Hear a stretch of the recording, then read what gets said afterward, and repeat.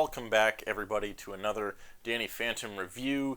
Today we are starting Season 3, Episode 1, Eye for an Eye.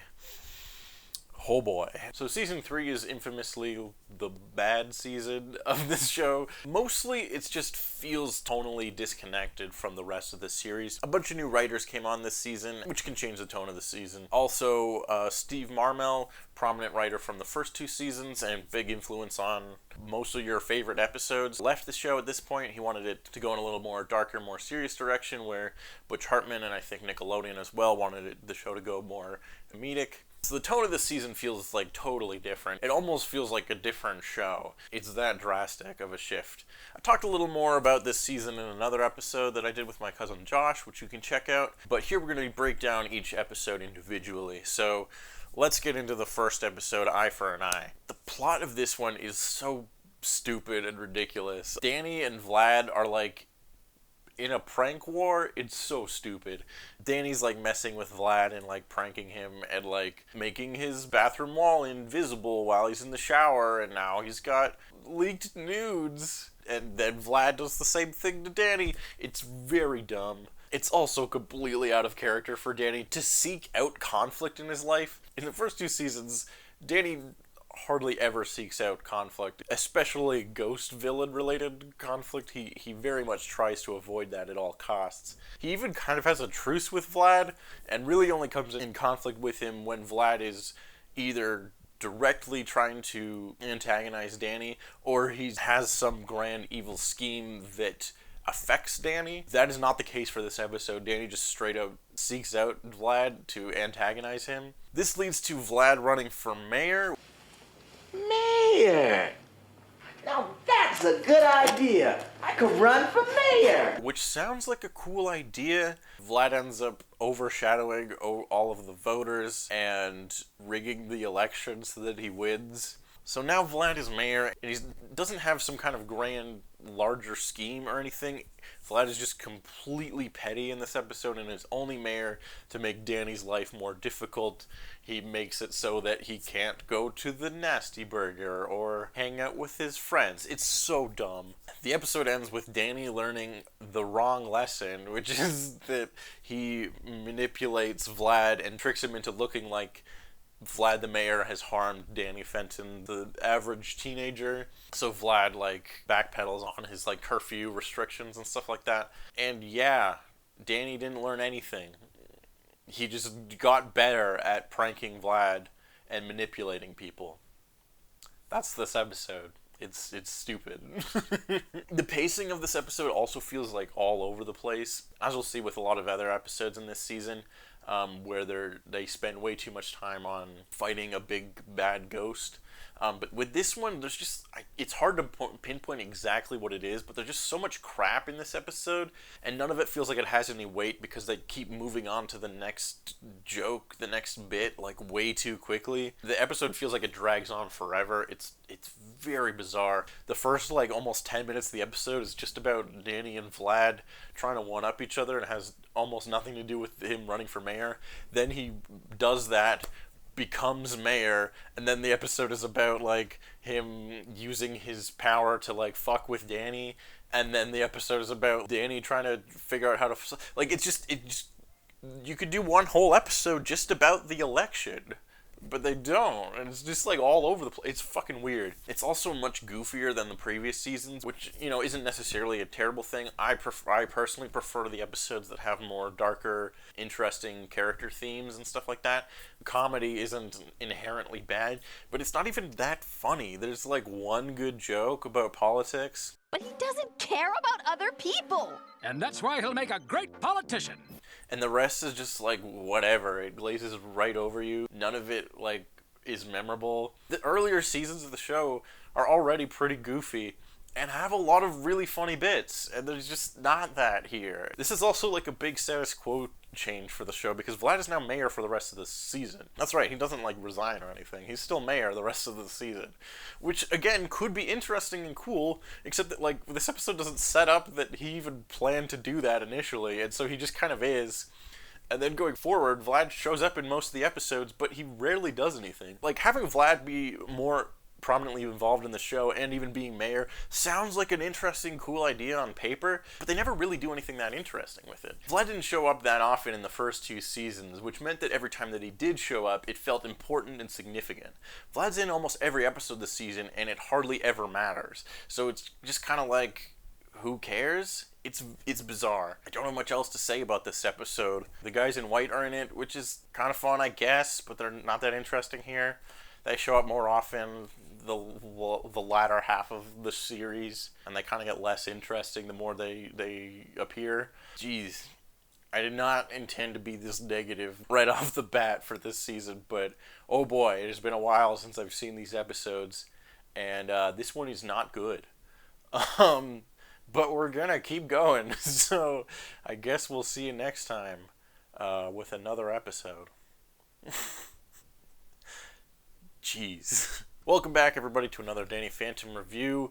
We are continuing our journey through Season 3, taking a look at the episode Infinite Realms. Oh yeah, also, I don't know if I mentioned this in the last episode, but this season also occasionally has the episodes listed in different orders, depending on where you look. So again, we're going off of the Watch Cartoons Online list. So this episode, they remember that Danny is creating a map of the Ghost Zone, and he comes across this new character, Frostbite, who's this, like, Yeti ghost, I guess. And here we get a big exposition dump that brings in all this new lore, but it's kind of weird because it sort of goes against everything else that we've learned up to this, about the Ghost Zone up to this point. Also, Frostbite and his group of Yetis think that Danny is, like, the chosen one because he defeated the Ghost King. So there's this, like, level of destiny in the show now. Frostbite is, like, fine as a character. He's one of the few good ghosts in the series, so it's, like, sort of interesting that they have, like, an ally who's, like, this supernatural ghost character who, like, helps them out and stuff. But again, like, what is he, a Yeti? Like, I know we've had, like, dragon ghosts and, like, other weird shit before, but for the most part, most of the ghosts we've met up to this point have, like, some kind of relation to humans. Don't think too hard about this guy, I guess. He gives them this magic Ghost Zone map that lets them travel throughout the Ghost Zone, and we also establish that there's a bunch of ghost portals that lead between our world and the Ghost Zone. Unlike before in the series, where it was literally just the Fenton portal and Vlad's portal, and that was it, other than, like, occasional characters like Wolf, who had the ability to travel between the Ghost Zone and the regular world. But no, there's just a bunch of portals, and they all open up at random times. This map is the only way to keep track of that. They also open up portals between time as well, because the Ghost Zone is magic or whatever. They use the example of the Bermuda Triangle. Turns out that's actually a ghost portal. And that's why all the ships and the planes get lost or whatever. I do kind of like whenever, like, a fantasy sci-fi series attempts to explain real-world phenomenon with their supernatural thing. I think that's kind of fun. But it's just, like, so much extra lore they're establishing about the Ghost Zone just now, starting now. And none of this has ever been really hinted at before. It's just kind of weird. Frostbite and the Ghost Zone map become plot points that carry out throughout the rest of this season. Like, in some ways, it's kind of nice that this season has, like, more of an identity and even kind of an arc. Vlad being the mayor, we got this new Ghost Zone lore, the map, Frostbite is a recurring character. Like, it has its own identity, but, like, who cares? None of it's as interesting as everything we've established in the first 2 seasons, and it doesn't really feel like it fits with the rest of the series either. It feels like its own thing, which again is kind of just weird tonal stuff about this season. The rest of this episode, Danny and his friends just use the map to, like, fuck around and travel through time, just like a generic adventure with no point. Like, at least Bill and Ted had to write a history report. Danny and his friends are just fucking around for goofs and gaffs. Vlad ends up following them through time and steals the map. I don't know how he manages to do this, because he doesn't have the map, so I don't know how he managed to get back in time in order to steal it. They go to Salem at one point, and there's also this like, oh, this one flower, it's anti-ghost, it's ghost-proof, and it's like, what? How? We've never heard of this before. And then they just continue to fuck around through time, trying to stop Vlad or whatever. I don't care. That's the thing with this season, is most of the episodes that just like, it's a generic adventure, which is fine, but there's no like reason for things to be happening, and there's even less real world, like, remember when this show was about a kid who went to high school? Like, that's not in this. Like, that's barely a thing anymore. I don't know. This episode establishes a couple things that become important in the rest of the season, but also it's season 3, so who cares? I don't know. It's fine, I guess. There's no reason for me to get invested, really. That's the thing, is it's like, they go on an adventure. Why? Cause they do. That's it. It's like, alright, sure. Danny is a samurai at one point. I thought that he looked kind of cool. That's it. Vlad has a cat that he named Maddie, which is kind of funny, I guess. I don't know, man. I really don't have much to say about most of the season 3 episodes. They're just kind of forgettable. And I thought, like, me revisiting them, I might have more to say about them, but so far not really. So we'll see you next episode, I guess. Welcome back to another Danny Phantom review. Today we are talking about the episode Urban Jungle. This is one of the more famous episodes of this season, and it's on the better end, I would say. One of the reasons this episode is more memorable is it got this big marketing push. For whatever reason, they went all in on this episode. It even got a video game tie-in for the DS, which I did a video about. Link in the prescription. There was also like a flash game, and it just had more marketing involved in it compared to your average episode. They even got Mark Hamill to play the villain of this episode, Undergrowth, this big plant monster ghost guy. The plant one? With overgrowth? Undergrowth? Is it undergrowth? It might be undergrowth. It should be overgrowth, though. I think it's supposed to be or is that the play on the word? Because overgrowth is when plants an overgrown plant, yeah. Have like taken over a building or something, right? Yes. So it must be undergrowth, because then it's the opposite of that. Which is cool, and I think he's really fun here. He just kind of hams it up as this really goofy, over-the-top villain. Flesh dwellers, you have caused pain to my children once too often. Now you too shall feel pain. The pain of undergrowth. But it's also just kind of like, why this episode? In the grand scheme of things, this isn't a terribly important episode of the show. And Undergrowth is really only a character in this one episode, so it's like we finally got Mark Hamill in this show, and it's just kind of a one-off thing. He is fun here. He's very over the top, but I enjoyed him. This episode is not terrible. It still has some problems, which we'll get into, but I found that I was the least bored during this episode compared to the first couple of the season. So the plot, there's a big plant monster called Undergrowth, played by Mark Hamill. He's taken over the town. He's mind-controlling Danny's friends, and Danny has to fight him. That's the episode. The other big thing in this one is that he feels like he's sick. He's feeling very cold, and he doesn't know why. It's like he has the chills. He first fights Undergrowth, and he can't defeat him, so he runs away to the ghost zone to try to get help from Frostbite. Frostbite then teaches Danny that the cold that he's feeling is actually the development of a new ghost power. He can freeze things now. That's his new power. And the way they explain it in this one is that it's actually an extension of his ghost sense. What he thought his ghost sense was is actually just him slowly developing this freeze ability. I'm not a huge fan of this thing. Normally I like how Danny gets new powers over the course of the series. I think that's cool. But this one is just like not really foreshadowed very well. Frostbite talks about how he's really good at using freeze ability because he's a Yeti or whatever. But I don't even think in the last episode we saw him use a freeze ability at any point. So it's not something that's really foreshadowed that well, unlike a lot of Danny's other powers where at least we see Vlad use them first, so that it's a bit more of a setup. And the idea that it's an extension of his ghost sense is just so weird and retconny, and again, this season kind of muddying up the lore and the rules of the world. Before, Danny just, he felt cold when a ghost was nearby, but that's not the same as he can shoot freeze rays. Those are two different things. That doesn't really make sense that they're connected. Anyways, Danny has a training montage with Frostbite, and he learns to control this new freeze power, which he then uses to defeat Undergrowth, and the day is saved. That's basically the episode. Episode isn't amazing, but it mostly works. It's this big boss fight with this crazy big villain that takes over the entire town, which is fine. The problem more comes later on in the season when we get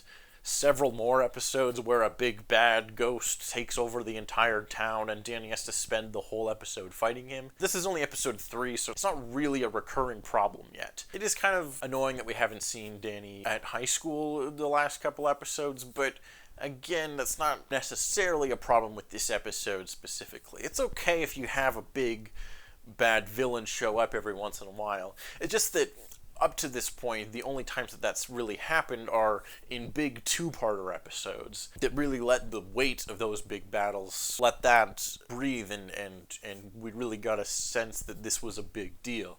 Where this is just kind of like episode 3, plant monster attacks, and that's it. But overall, most of the stuff I think kind of works in this episode. Even though it's not set up before this episode, the way that they set up Danny's freeze ability and how he learns to use it over the course of the episode, I think mostly works. I like the idea of Frostbite being kind of a mentor figure to Danny. Danny doesn't have very many positive mentor figures in the show, and so it's nice that there's like a ghost. He has a ghost ally that can help him learn to use his powers better.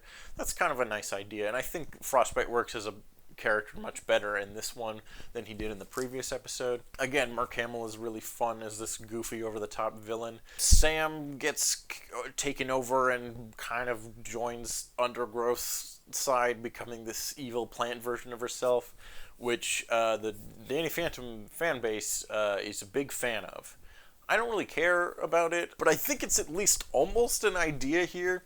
We talked about this a little bit in our season 3 thing, which you can watch if you want. But there's like almost a good idea for an episode here, which is that Sam is like a vegan, right? And she likes plants, she hates capitalism, she doesn't eat meat. In this episode, we get to see that she has a greenhouse, which is kind of cool. We've never seen that before. And then this big plant monster shows up and starts attacking the town. Here you have the opportunity for like an interesting character thing with Sam. If they had made this episode about like, you know, maybe more of a Poison Ivy type, a villain that's has potentially sympathetic goals and motivations, and you can kind of understand their point of view, but they just take things way too far, and therefore they're the villain. Instead of just being an immediate huge plant monster that wants to destroy the city, like if there was like, if Undergrowth was like a guy or like a lady who's like, plants are cool and capitalism is bad, and then like they befriend Sam and like they go to high school with them or whatever, and then they turn out to be this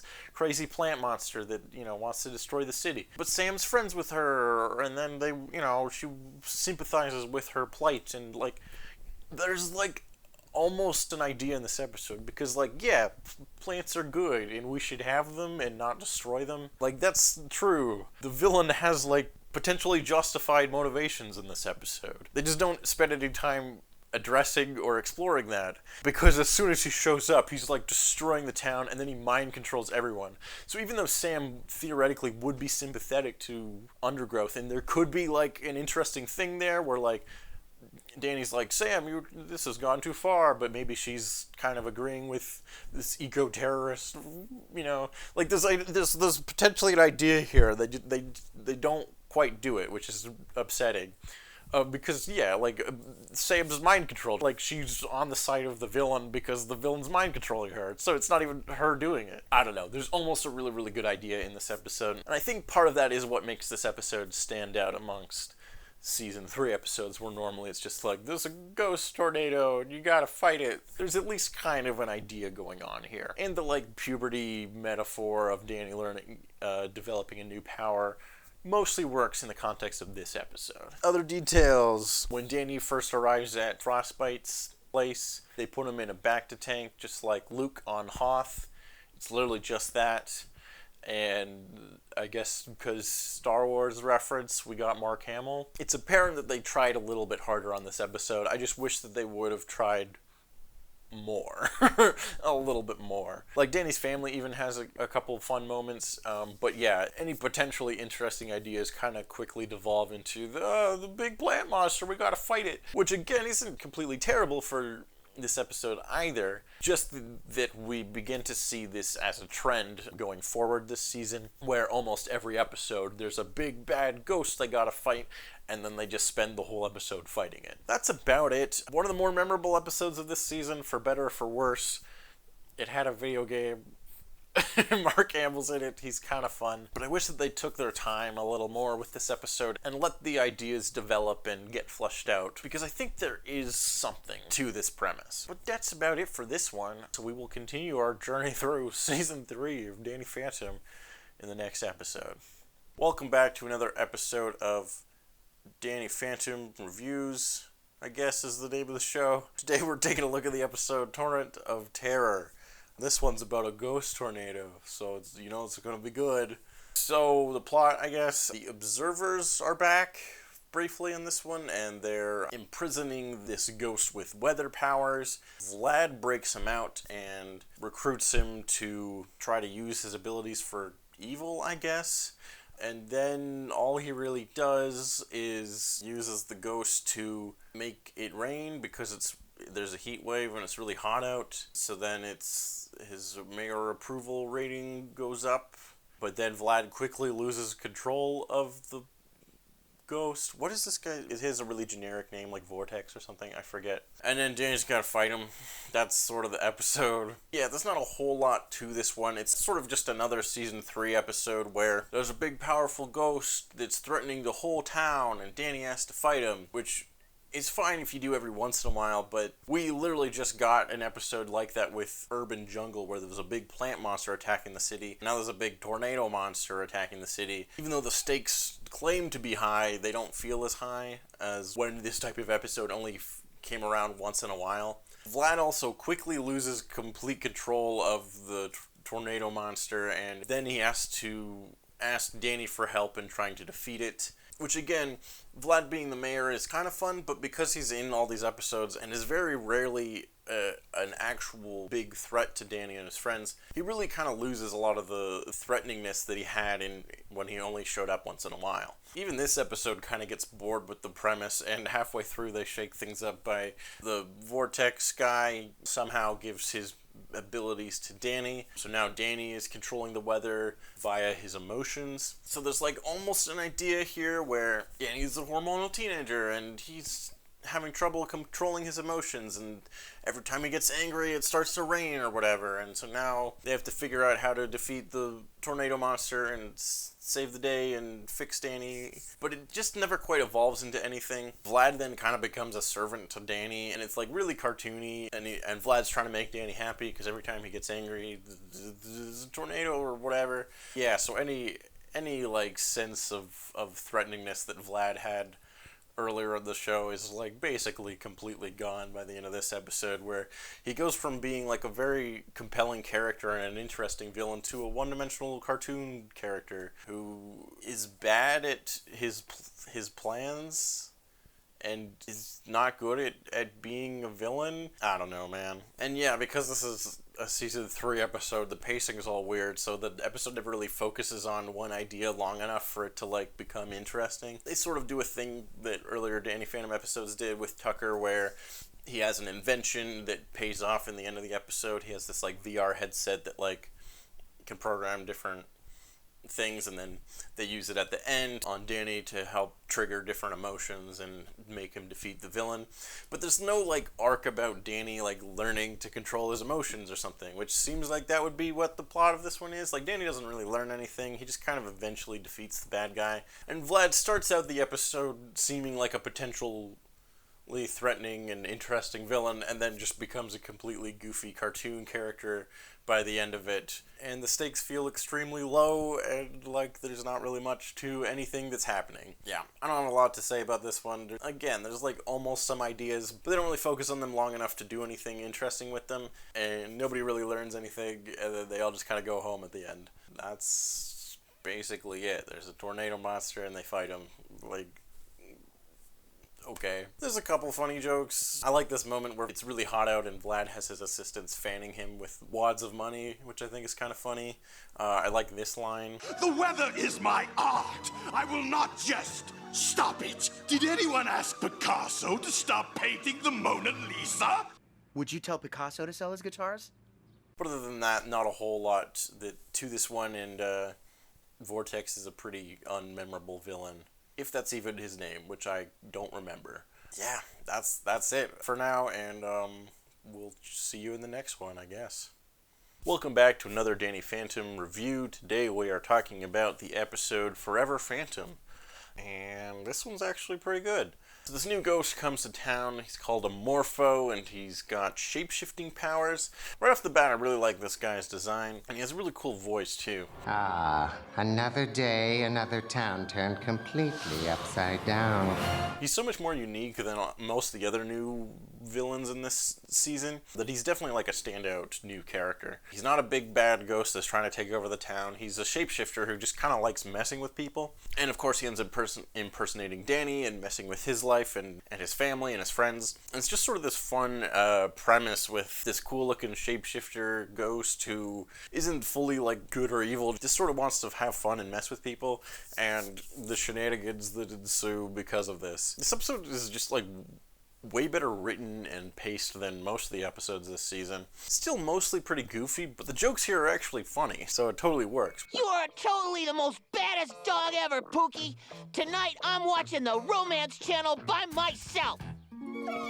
We also get a lot of really great moments with Danny's family. They kind of work as the driving antagonistic force in this episode. They're working on a device that's supposed to neutralize a ghost's abilities. So now suddenly Danny is stuck in his ghost form, and this shapeshifter Morpho is stuck transformed as Danny Fenton. So they both kind of end up in trouble because of this. They even end up teaming up towards the end of the episode and working together. And by the end, they come to an understanding and even learn from each other. Since Danny's become more of a bigger force in the town, and a lot of people actually really become big fans of him as this ghost-fighting superhero, he has all this extra attention and sort of wants to just be left alone. Meanwhile, Morpho is all about attention-seeking, but sort of bites off more than he can chew. It's just this, like, good episode with like themes, interesting new ghost who isn't even fully a villain, just kind of throws a wrench into Danny's life. There's good jokes throughout, there's fun scenarios. Be on the lookout for Danny Fenton, aka the cutest, sweetest son in the world.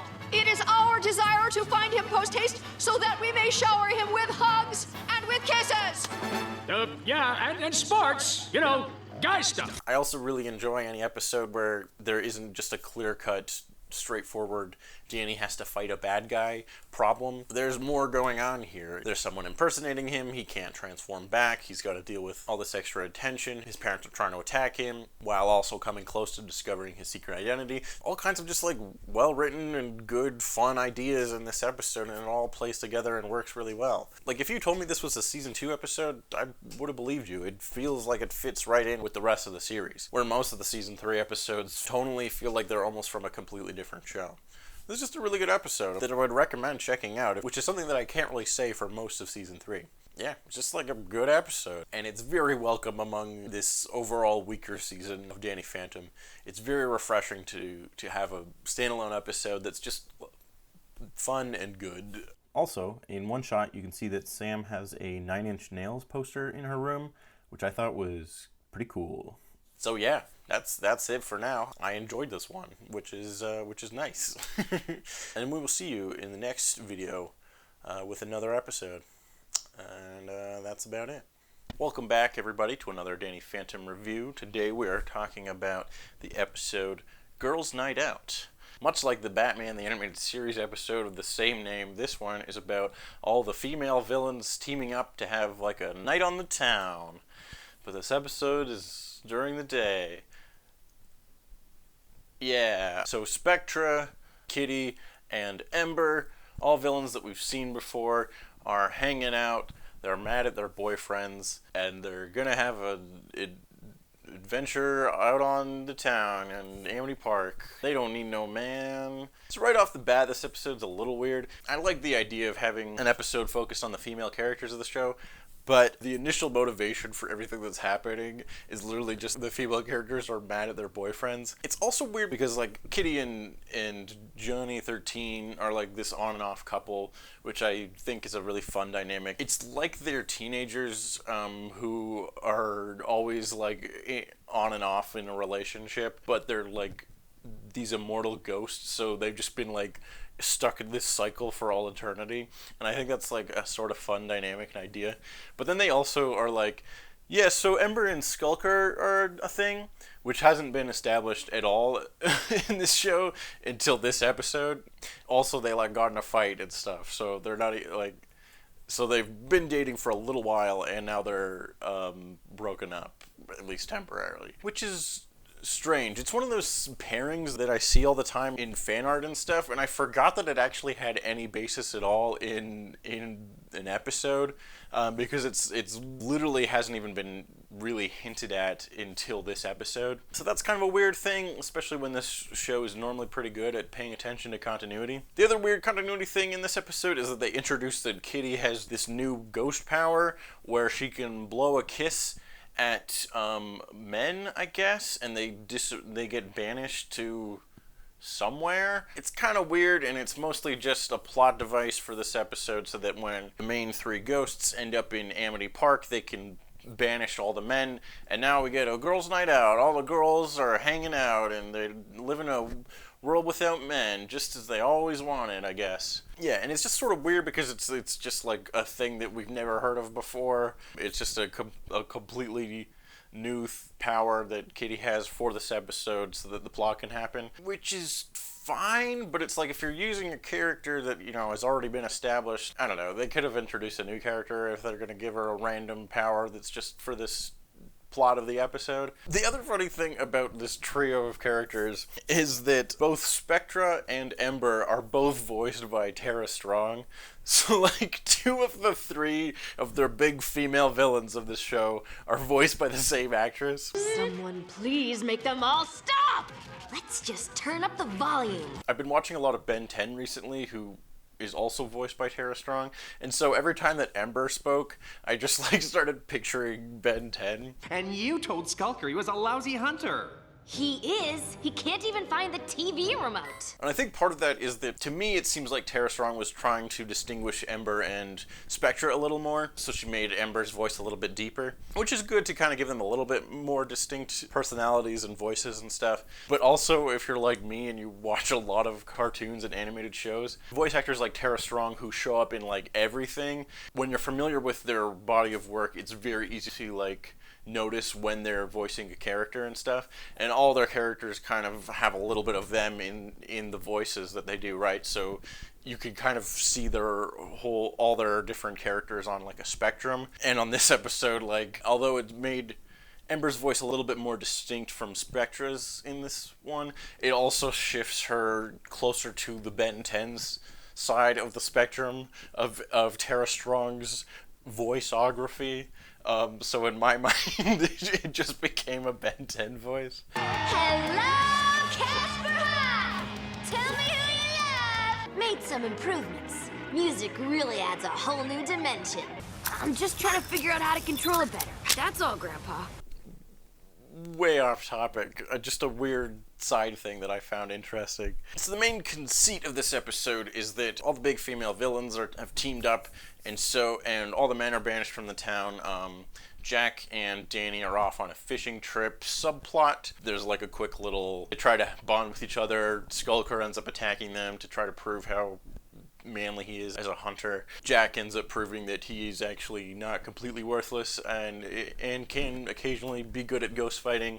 They learn to appreciate each other a little more. It's a nice little B-plot, but I like that it's kind of separate and that the main focus is on all the main female characters of this episode: Sam, Maddie, and Jazz. These characters really don't have a lot of screen time together, and so it's fun that this episode focuses on them and has them in a situation where they have to work together. We don't even really have that many episodes where Jazz and Maddie have that much interaction, so it's fun to see that here. I also like that they're playing with the idea again, how Jazz is like, I'm part of the ghost fighting team, come on Sam, let's go save the day, and Sam's like, okay, but like I know you're trying to help, but like, I actually have a lot more experience in this department than you, so like, calm down, I can handle this.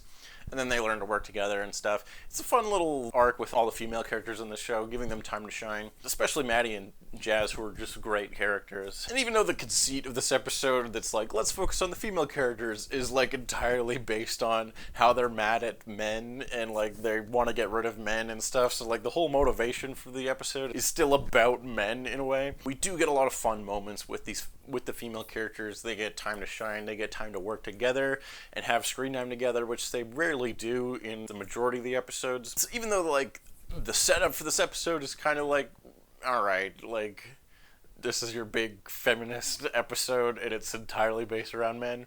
Once we get past that setup, there's a lot of really fun stuff here. Oh yeah, we even get a new song from Ember, which I think is really fun. Hey girls, it's girls' night out, night out, night out. She's this like musician in the show, and she's had one song up to this point across the first 2 seasons, even having multiple appearances, and yet she's only had the one song. So I like that we finally get another song in this episode. I think that's really fun. We'll show all of you little schoolboys how it's done. Do-wop-wop. Yeah, just some other details in this one. Maddie does the Vulcan neck bench in one point. That's kind of fun. Sam ends up using the exact same Danny disguise from the previous episode, Forever Phantom, where there was the like shapeshifter going around and she was trying to throw off Danny's parents, throw them off the scent. They use the exact same disguise in this episode to try to trick Ember, Kitty, and Spectra into thinking that there's another man around. Maddie has a new gadget that ends up paying off in the end of the episode.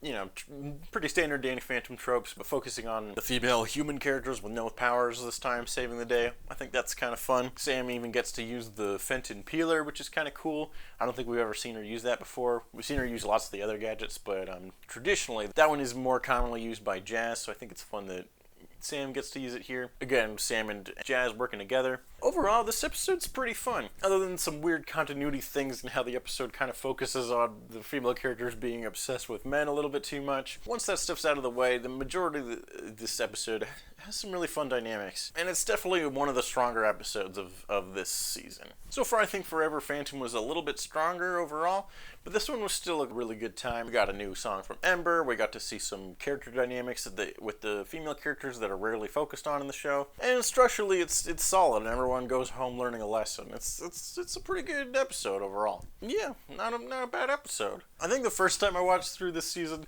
the first couple episodes really let me down in a way that I kind of like just let the rest of the season kind of glaze over me. But I'm pleasantly surprised with some of the episodes this season. They're not as terrible as I remember them being. So yeah, we will see you next time, continuing our journey through Season 3 of Danny Phantom. Welcome back, everybody, to another Danny Phantom review. It's been a hot minute since I've recorded one of these, but anyways, we're continuing through Season 3 with the episode Livin Large. This one I barely remember, which is probably because not a whole lot really happens. Yeah, let's get into it. So the plot of this one, the guys in white realize that the Fentons actually are the most successful ghost hunters in the world, and they offer to buy their lab and all their equipment for like $1 billion or whatever. And so the Fentons accept and move out and buy a mansion. That's this episode is, look, what if Danny was rich? Yeah, it's kind of strange. There really isn't a whole lot to this one. It's very simple and predictable.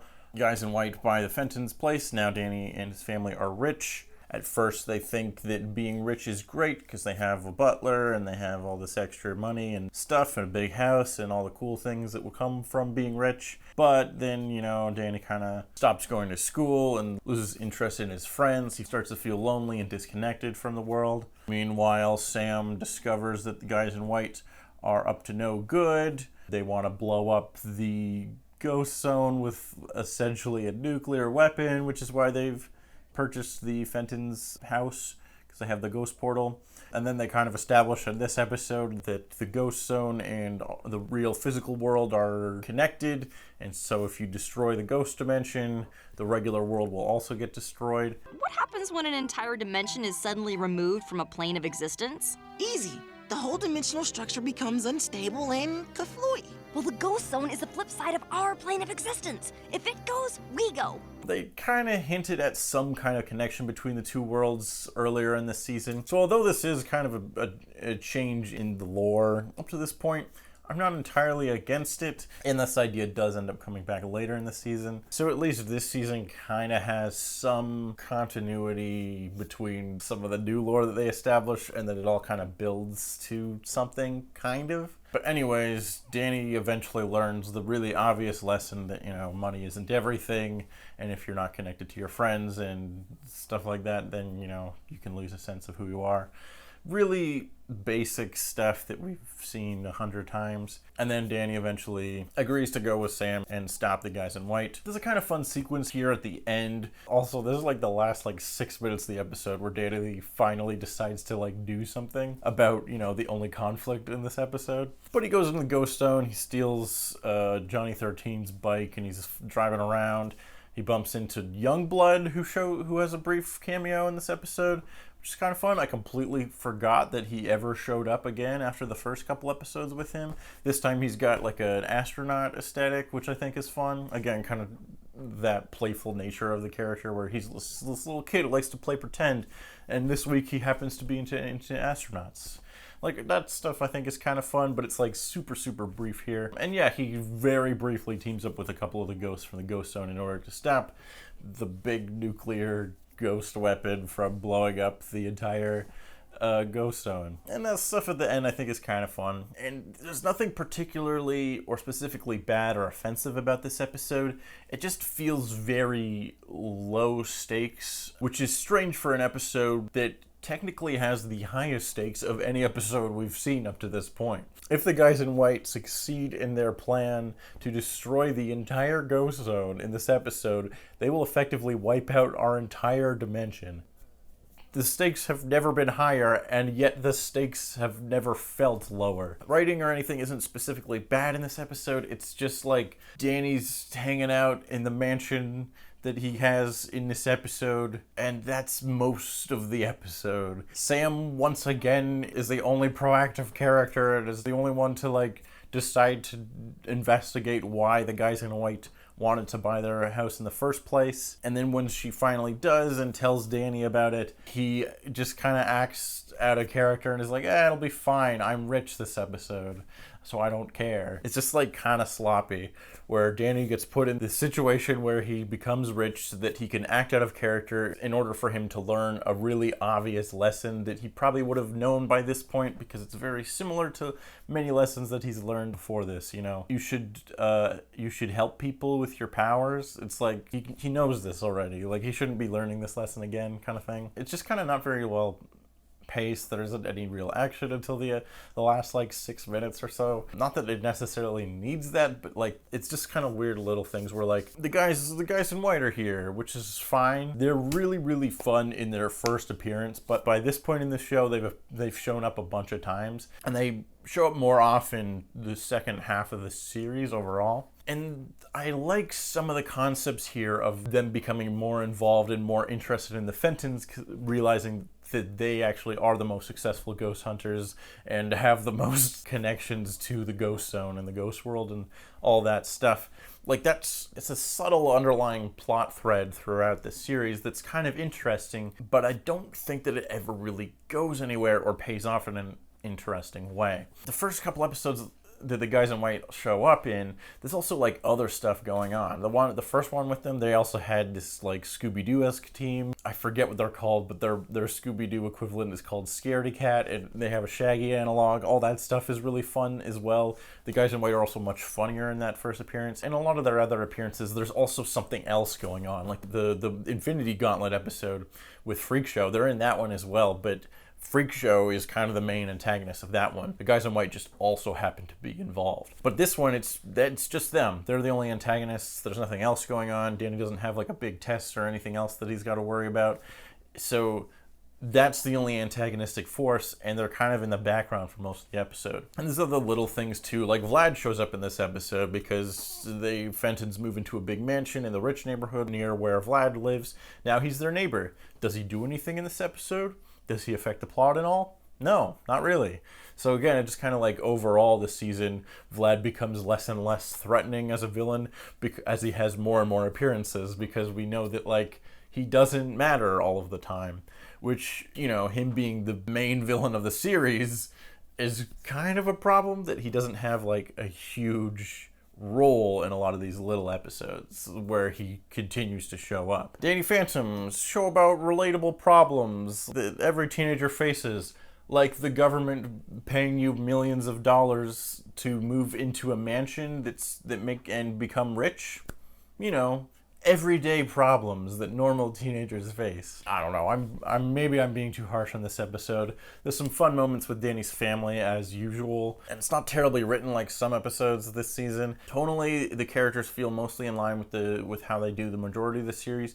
There's just some pacing issues with this episode, as well as like it not really mattering in the grand scheme of things. Despite the literal stakes for the characters of the episode being the biggest they've ever been, emotionally the stakes are Danny has to learn that being rich isn't everything, which is like a lesson he already knew. I don't know. I'm overthinking this episode. It's mostly just an unmemorable episode. I kind of forgot this one existed entirely, and I will probably forget about it not that long after watching.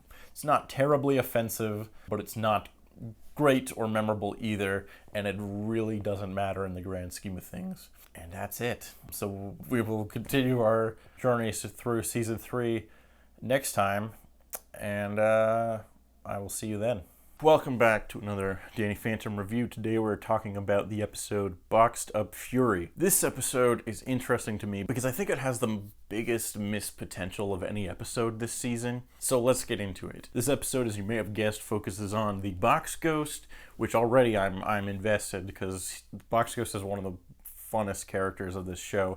He's completely ridiculous and stupid, but hilarious. Seemingly an episode focused on him would be really fun. And I think the setup here is really, really good.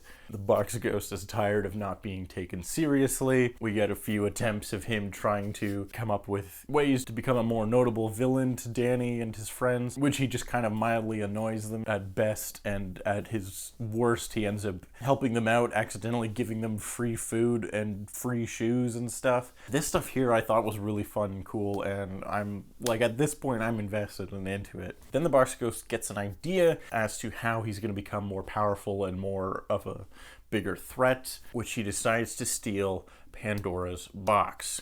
Okay, cool.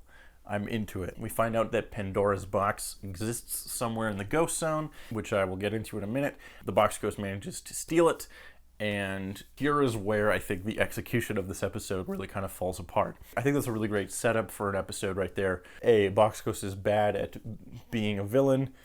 B, he wants to become better, so he decides to steal Pandora's box. You know, probably the most famous box of any in mythology and literature even. Oh, what's in the box?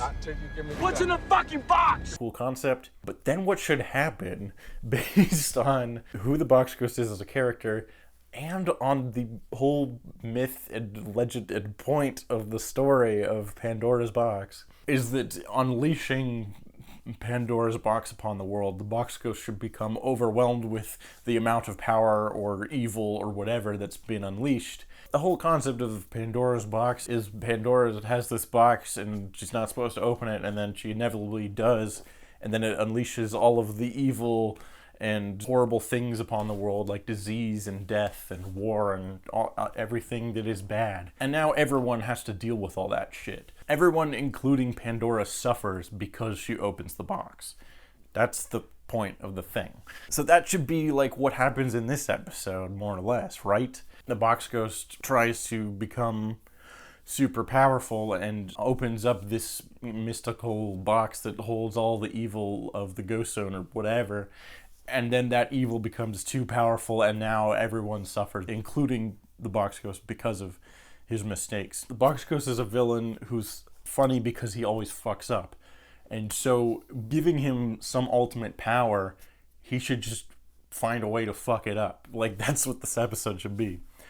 And then maybe there's a big monster that they have to fight, and then maybe Box Ghost and Danny Phantom have to team up and fight it. Like, that would be an episode that would make some kind of sense. That's not what happens here. Instead, the Box Ghost unleashes the power of Pandora's box and then becomes super powerful, enough that Danny and his friends can't defeat him. And then it becomes yet another episode this season where Danny has to fight a big bad for the majority of the episode. And that's it.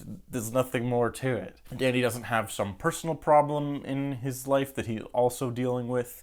He just has to deal with the Box Ghost this whole episode. And it's especially frustrating in this one because not only is it like the third time this season that they've done a big bad evil ghost that's attacking the whole town, and Danny's got to spend the whole episode fighting it because it's that powerful. It's the Box Ghost, so we know inevitably he's going to be defeated. He essentially keeps his personality too, so he's not even remotely threatening as an antagonist. So like maybe in the episode with the big plant monster, it's like, sure, okay, we've never seen a villain quite like this before. So yeah, maybe this is a bigger challenge for Danny, but at this point it's like, who cares? It's the Box Ghost. We know he's inevitably going to get defeated. I don't buy him as a dangerous villain, even though the episode treats it like, oh no, what are we going to do? So then Danny goes to the Ghost Zone to find Pandora in order to get her help to defeat the Box Ghost, and so he enters the Greek mythology section of the Ghost Zone, which brings up a whole line of questions about the lore of the Ghost Zone. We've seen that this season has kind of been expanding and changing a lot of the lore behind the Ghost Zone. This episode, it kind of gets really weird as well, because you introduce all these like mythological creatures from, you know, Greek legends and stuff. We see Medusa, we see a Minotaur, we see a Centaur, we see a Cyclops, we see a Hydra. Danny meets the goddess Pandora, who is referred to as a goddess, who just kind of exists in the Ghost Zone over there. And it's like, okay, but what does any of that mean? Was Medusa a real creature that existed and then died, and now she's a ghost in the Ghost Zone? Because like that's how we know most of the other ghosts got there. The lunch lady is essentially just some random person who used to work at the school and then died at some point. The Sidney Poindexter, just a guy who used to go to Danny's school. The Box Ghost himself just looks like a blue-collar worker. He just looks like a guy. Like most of the ghosts we've met in the first couple seasons just look like people, and we assume that at some point they died and now they're ghosts. But as soon as you start bringing in like mythological creatures and gods, it's like, what does any of this mean? Like, it doesn't really line up with everything we know about the Ghost Zone up to this point. Like, what's the point of there being like a ghost police force that runs a ghost prison inside the Ghost Zone if there's like gods running around? Like, what authority do they have over gods? Stuff like we had the Ghost King before, who was like the most powerful ghost of them all. It's like, apparently he wasn't, because Pandora existed right over there. And I don't know, she appears to be immortal and all-powerful, so like, what? I guess the implication is that this stuff already kind of existed in the Ghost Zone, and then the Greeks somehow found out about it, and that's what they based their mythology on, but like, that's weird. It doesn't really line up with everything else we knew about the Ghost Zone up to this point. Closest thing we've had to this up to this point is the one dragon lady who I always forget the name of, but she's just like a medieval lady who has the ghost ability to turn into a dragon.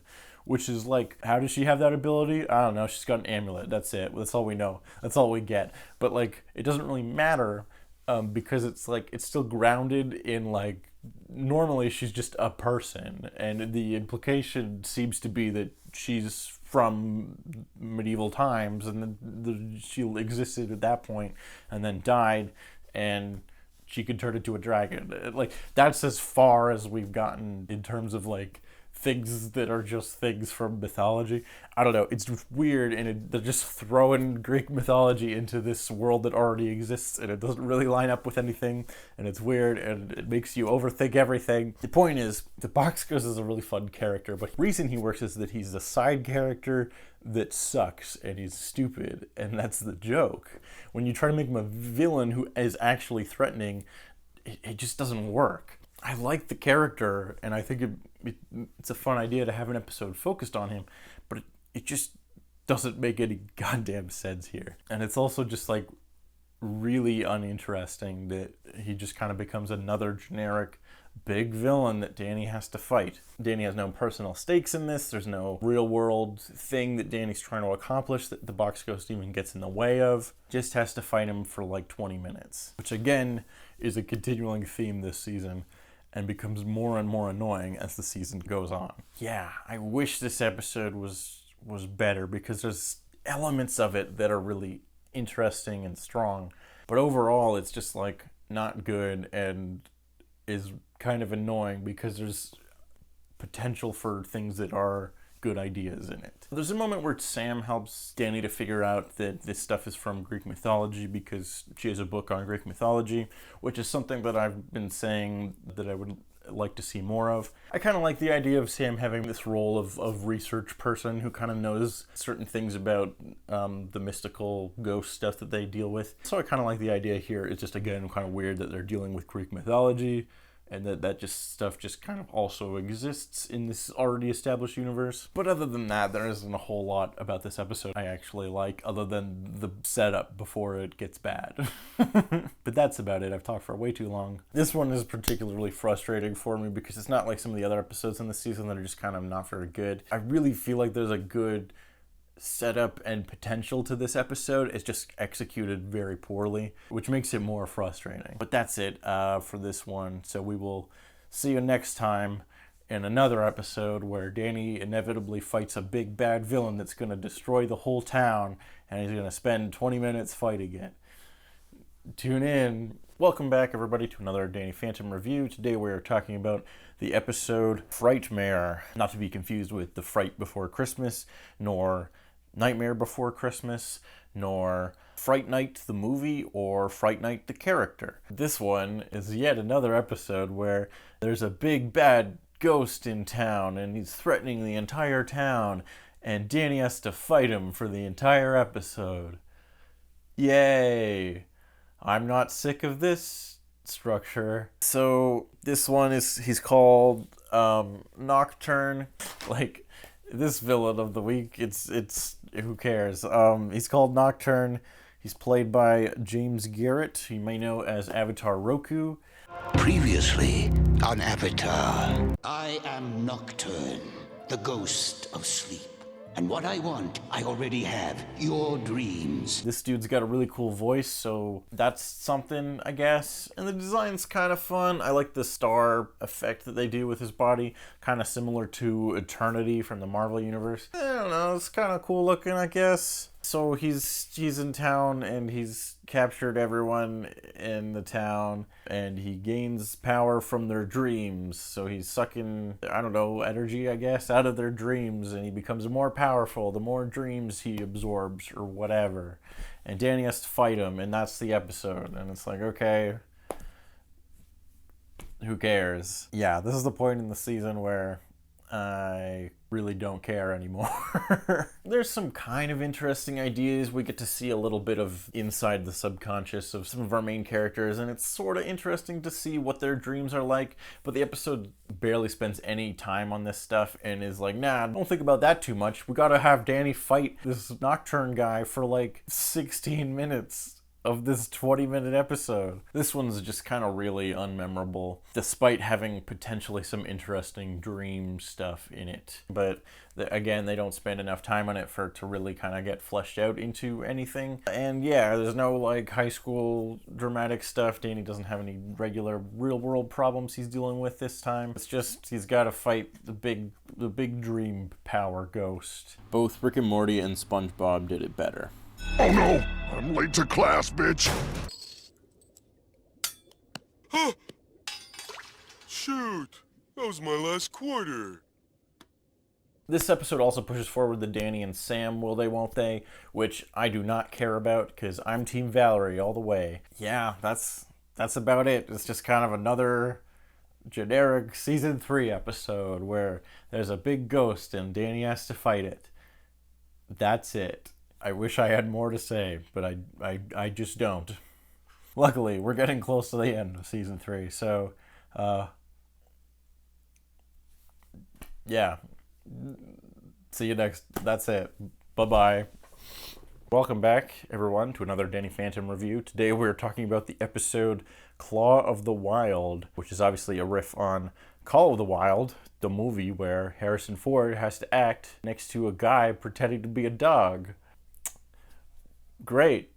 This one is possibly the most whatever episode this season. Somehow. They go to summer camp.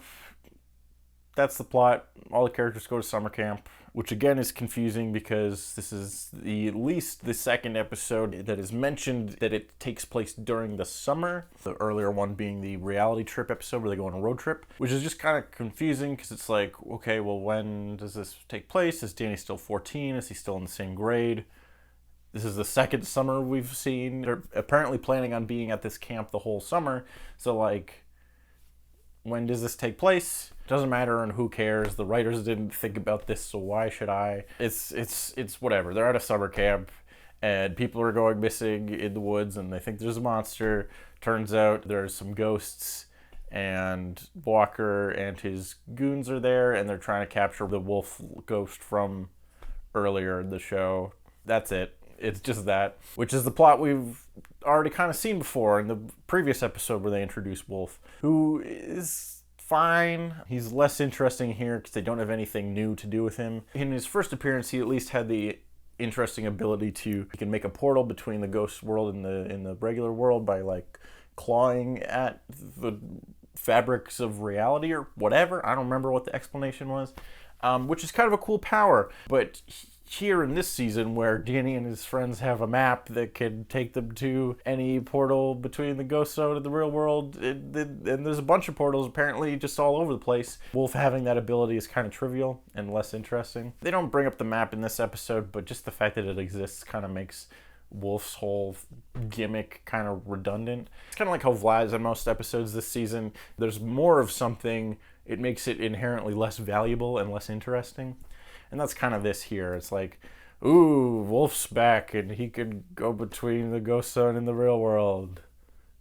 All right, we've seen that a bunch of times already, so who cares? And like, Walker's back and he's kind of a fun character, but like, there just isn't anything new to him in this episode. He's literally trying to do the same plot that he was in a previous episode. He's trying to capture Wolf and Danny. That's it. Nothing we haven't seen before. And in those previous episodes, like the first one with Walker, there was also this plot about how Danny thought his parents were getting a divorce. You know, a relatable human problem that he has to deal with while dealing with this ghost problem.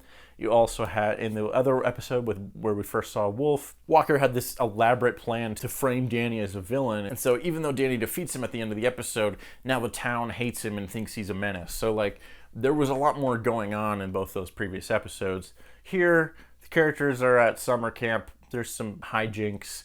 There's a couple monster-like ghosts that they fight, and then they team up with Wolf to fight Walker. That's it. I don't know. There just like isn't really much to this episode. And it's also just kind of like, why are we going to summer camp? Just for this one episode?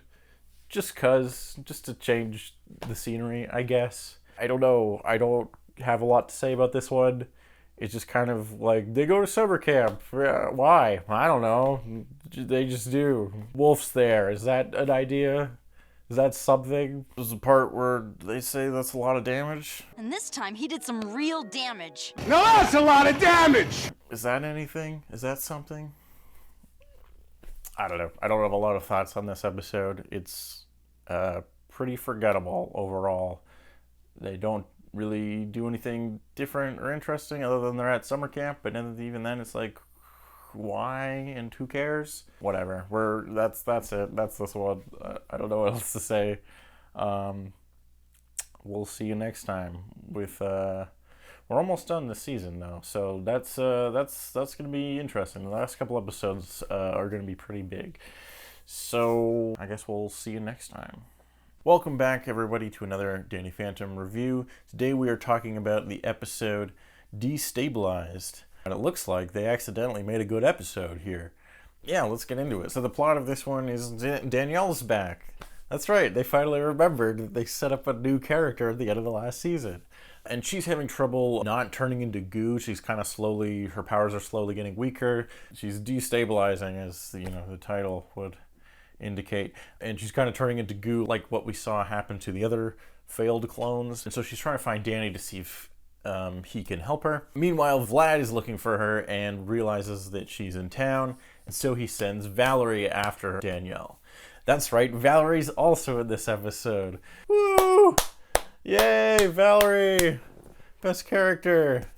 Team Valerie. Finally, we remembered the best character in the show after like 15 episodes of not seeing her. Yeah, so it's Vlad, Valerie, Danny, and Danielle this episode, and that's who we focus on. And it's good. It's a good episode. The first chunk of the episode doesn't even focus on Danny. It's just Danielle, Valerie, and Vlad, and it's great. It's good stuff, and you don't even realize that you haven't seen Danny in like the first third of the episode, because all those characters are interesting and have a cool dynamic. This is the first time this entire season where Vlad has actually felt not only like his classic self, but like he has a purpose for being in the episode, which is ridiculous considering the number of episodes he's in this season. Valerie, of course, also has interesting and relatable motivations for why she's doing what she's doing. She even kind of relates to Danielle to a certain extent, because Danielle's kind of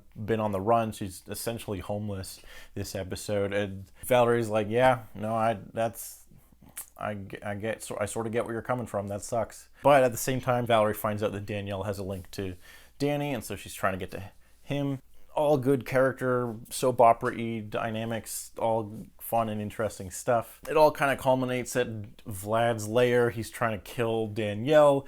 Danny and Valerie team up to stop him. Danny uses this gadget that his dad was working on earlier in the episode, which was supposed to destabilize ghost molecules or whatever, but it actually has the reverse effect and makes the molecules stable and more stronger or something. He uses that on Danielle and she gets fixed. They all team up and fight Vlad, and it's cool and fun, and it's a good episode. Yay, we did it. We got a good episode.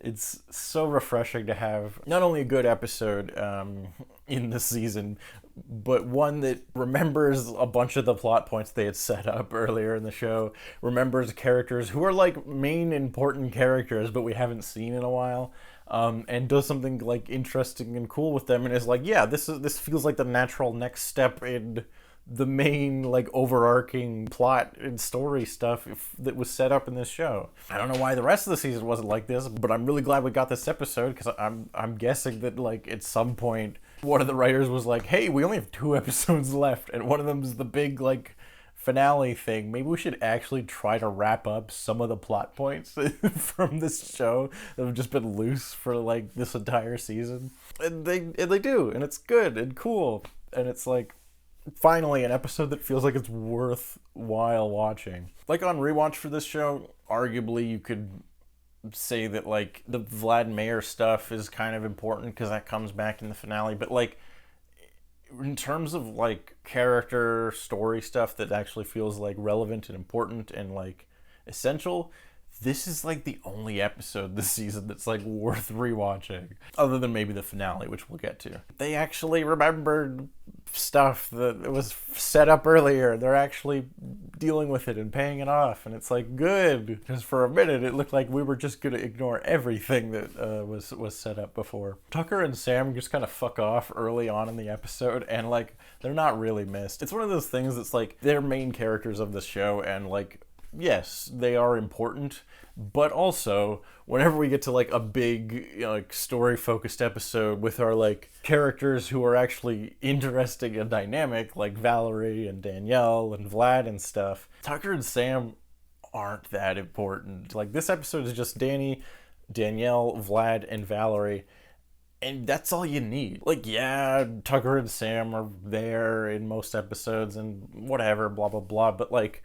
those are the core main characters that make this show interesting, and like that's all you really need to focus on. We don't really have any like high school stuff or even necessarily any like personal real life problems that Danny's dealing with in this one either, just like the rest of season 3. But here it doesn't really matter because we're dealing with the like soap opera character interactions and dynamics that's really interesting and cool, and it's just like so refreshing to have an episode that feels like it has some weight to it and is about like the characters that you like, that I don't mind too much that this episode doesn't really bring up the high school dynamics. At the end of the episode, once they've saved Danielle and kind of gone their separate ways, Valerie heads back to see Vlad, where she finally finds out that he's actually Vlad Plasmius, the ghost villain that she's dealt with before. And this is an important character moment for Valerie. She not only realizes that Vlad is a villain, but it's also like a big betrayal from her trust. Vlad has been like really kind to her up to this point. He's been kind of a mentor figure for her. He's given her all her ghost hunting equipment, but now she realizes that he's actually evil, and it's like a dramatic betrayal, and you really feel that too. It's cool because it's not just a betrayal of her trust, and it's like, oh, this guy I thought I could trust turns out is not trustworthy, but it's also kind of like her learning more about how the world works too, because Vlad's the mayor at this point, so like he's good government authoritative mayor person. Like he does a lot of stuff to try to make his image look like he's a good guy, and it turns out no, he's bad. And so this is a cool moment for Valerie that I wish went anywhere because at the very end of the episode she's like, oh shit, Vlad's a bad guy, well, guess I'm coming for you next. And that's like the big like fuck yeah cliffhanger moment, which is kind of cool, except that it doesn't really come back in the finale, which is the next episode and the last one of the entire series. It's not a fault of this episode, just a frustration of where the series has gone overall, where this episode does a lot to try to wrap up some of the storylines and plot threads that had just kind of been left and forgotten about up to this point. We get a resolution on what happened to Danielle, not just like where did she go, but like the whole thing about if she was gonna melt and turn to goo like the other clones or not, which was a specific plot point from the first Danielle episode. So like they resolved that as well. But a bit of character resolve with Valerie as well, as she kind of realizes that like, okay, Danny Phantom is not all bad, and maybe he is on the side of good, at least from time to time. And Vlad, the guy that she's kind of been working for, is evil, and she like realizes that. It's the natural like progression of where her character would inevitably go. It does a good job of covering all those bases, but at the same time there's still kind of a lot of story left. Some kind of big final confrontation with Valerie and Vlad would be really cool to see.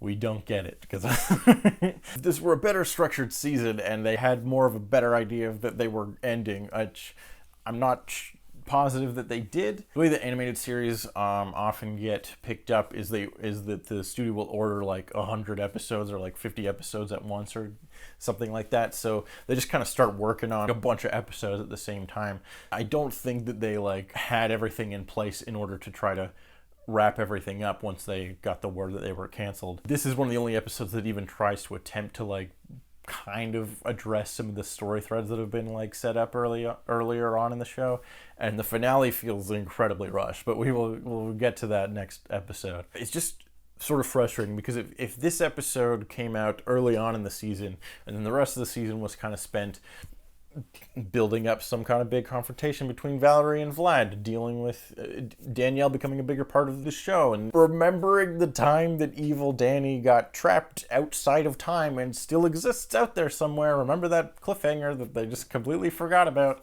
and trying to wrap up some of the like overarching themes and ideas of the show and characters and stuff for the show overall. This season could have been so much better, and apparently, as this episode shows, they still had the talent to like do it. I'm just very thankful that we at least got this episode, and that this entire season isn't a complete waste of time. But yeah, that's about it. I don't think this episode is necessarily as strong as the first episode with Danielle, or even some of the earlier stuff with Valerie, but it's so refreshing this season to get this episode and it to be like good and have these characters that we haven't seen in a while but are important characters to the overall like story. I'm very, very thankful that we got this episode, and it's cool and pretty good and worth watching, which is more than I can say for most of this season. But that's about it for this one, and we will see you next time, where we break down the big old 2-part series finale.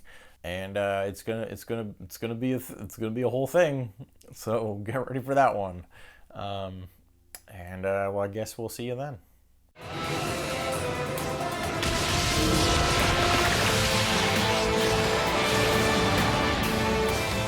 Hello and welcome to another Danny Phantom review.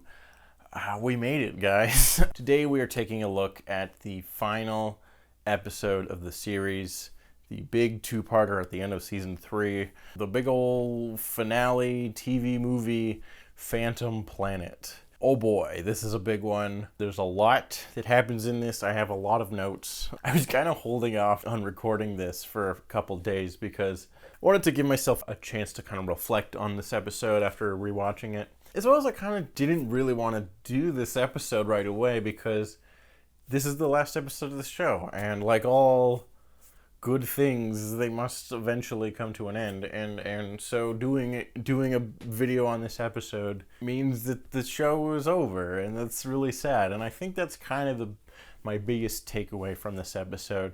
It is kind of a mess, but which we'll get into.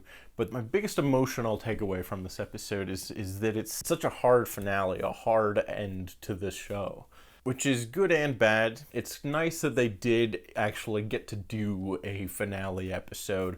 There's a lot of shows that just either straight up end on a cliffhanger and then they never get resolved, or they just kind of end wrapping up the season without like a chance to wrap up the story as a whole. And so the fact that this show actually does get to at least attempt to wrap everything up is kind of cool. But again, it means that the show is over and that there can never be any more, which is also really frustrating. This episode reminds me the most of Serenity, the movie / wrap-up finale thing of Firefly.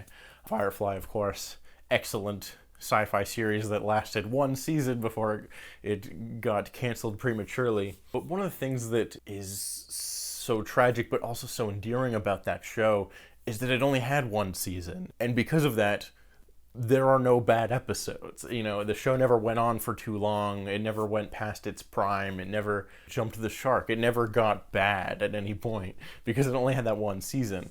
And so there was many unanswered questions and unanswered storylines and stuff like that. But for a while, all you could have done is speculate and wonder what might have been like to see more Firefly. And then eventually they did the movie Serenity, and they wrapped it up, which is cool. It's a really good movie. It does a really good job of wrapping everything up and giving you more of the thing you like. However, at the same time, it's also very sad because it puts a definitive end on many of your favorite characters, as well as a lot of the big conflicts and questions from the series. It gives you this sort of bittersweet feeling at the end of it. It's cool that it happened and that you got to see these characters again, but it's also incredibly sad because it means now you have to say goodbye to them for real. And that's kind of how I feel about this finale, for the most part. There are things I like about it, there are things that I don't like about it, which we will definitely get into.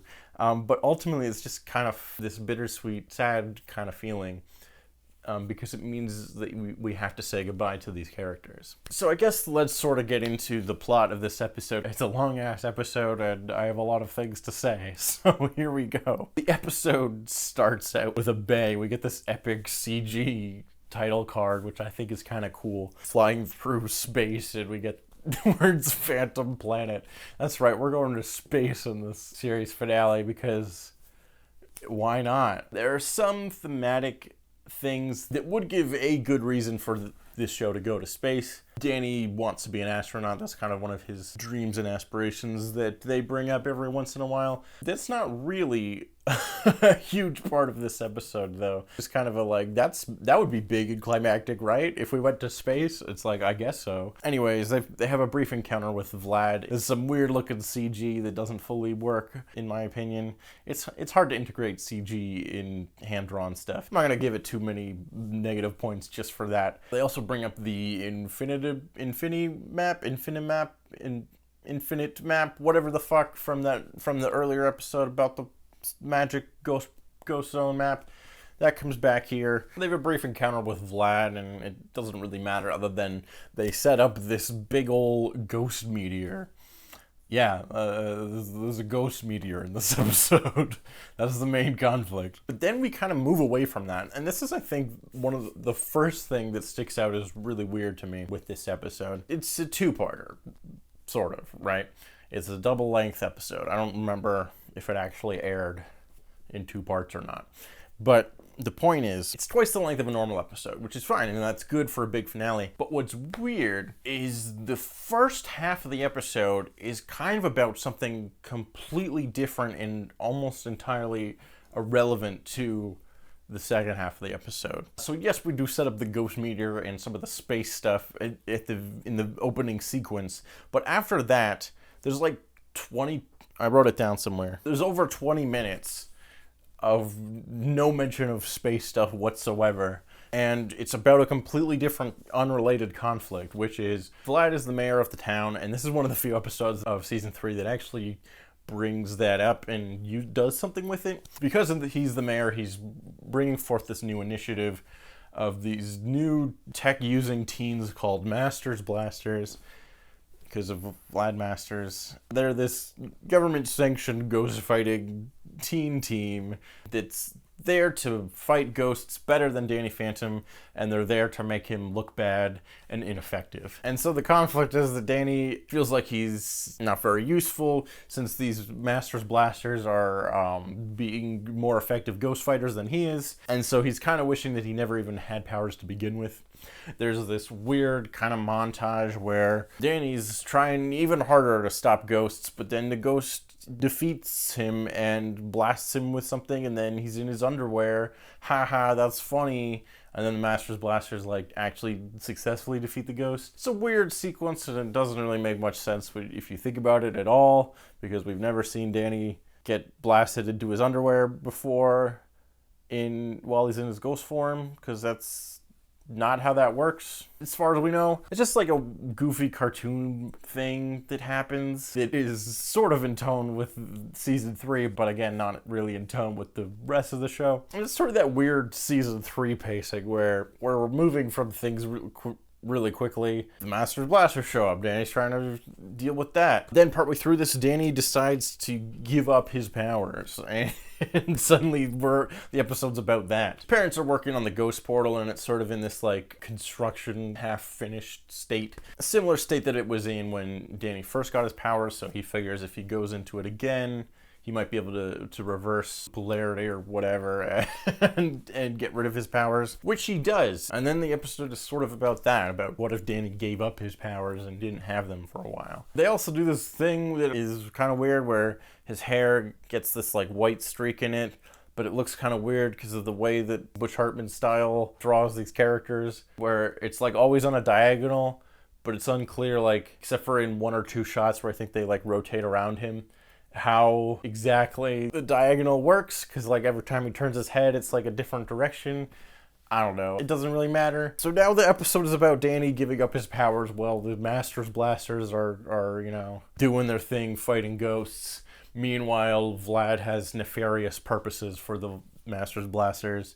They start charging people for ghost fighting and stuff like that. He's obviously up to something. And this is the point where I kind of realized that this episode is kind of the plot of Spider-Man Far From Home. Because, like, these new characters show up and they're like, oh, we're using this technology to help fight the bad guys. We're definitely not evil, but it's clear to us that they're definitely up to no good, or at least working for the bad guy that we know is up to no good. And then the main guy decides to give up their abilities or whatever, or their drone AI thing, which of course was the villain's plan all along, to make it look like they were so much better at being the hero than the main hero was, that the hero ends up giving up their powers or whatever. It's sort of the plot of Far From Home for a little bit. But yeah, Danny enjoys not having powers for a little bit. We had a somewhat similar to Spider-Man 2 raindrops keep falling on our head montage type moment. But Danny's friends are kind of real jerks about this whole situation.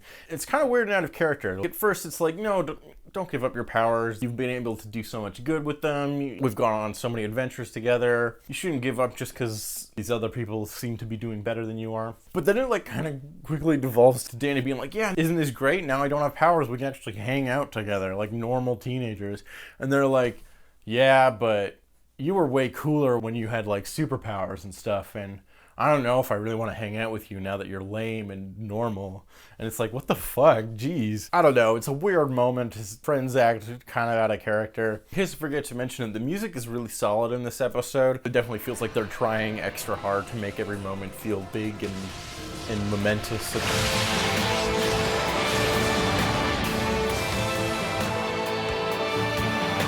So yeah, now we're like 23 minutes or so into this episode, and finally they bring back the ghost meteor. They remembered the thing from the very start of the episode. So it turns out the big ghost meteor that exists somehow is coming straight towards Earth, and it's gonna blow up the whole planet if it hits it. Now we're dealing with that. Forget about the last 20 minutes of, oh, is Danny gonna give up his powers? These Masters Blasters sure seem to be doing a better job than him.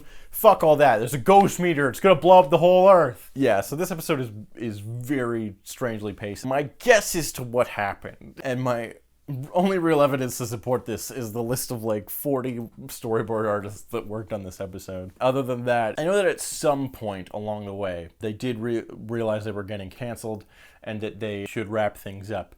But there's very little about season 3 that even attempts to wrap anything up, except for the last 2 episodes. The one before this kind of actually wraps some stuff up with Danielle and Valerie and some of her plot with Vlad and all that stuff. And then this episode that kind of tries to wrap up everything. But other than that, the rest of the season doesn't really attempt to wrap up anything at all. My guess as to what was going on here is that the first half of this episode was originally a different episode where Vlad has a plot about trying to make the Masters Blasters and try to trick Danny into giving up his powers, and then we do an episode about what if Danny didn't have his powers. And then they just kind of combined that with the Ghost Meteor plot that they decided was the big finale episode plot to stretch it out into 2 episodes. Because most of that stuff has nothing to do with the Ghost Meteor stuff, which is the big finale stuff that the main rest of the episode is about. It's a mess. It's very weird, and that's the only thing I can think of that would kind of explain why the episode is like that, why it feels like it's 2 different episodes slapped together, because it maybe was at one point. Yes, there's that one scene at the very beginning that kind of sets up the Ghost Meteor and stuff, but like, other than that one scene, it's not really part of the plot until 23 minutes into the episode. Okay, so now we're dealing with the ghost meteor that's coming towards Earth, and it's gonna destroy the entire world. And the rest of the episode is just kind of about them trying to figure out how to stop this thing. At first, Jack ends up going into space with some kind of Fenton rocket or whatever, and he's gonna try to blow up the meteor. But Vlad sabotages Jack's ship, and Jack ends up missing, blowing up a different meteor that was unrelated. So now Jack looks like a failure, and Vlad then reveals his big major plan. You ready? He reveals his identity to the entire world as the slightly more evil named Vlad Blasmius. And he's going to hold the world for ransom, because now that Danny doesn't have his powers, Vlad is the only one who is potentially powerful enough to stop this ghost meteor, and he will only stop the meteor if everyone agrees to appoint him supreme ruler of the world and also give him $1 million. It's very dumb. Because if he's already in charge of the world, why does he also need $1 billion or whatever the number that he says is? It's cartoonish and dumb and goofy, which is fine. It's a cartoon. Shut up. Why do you care?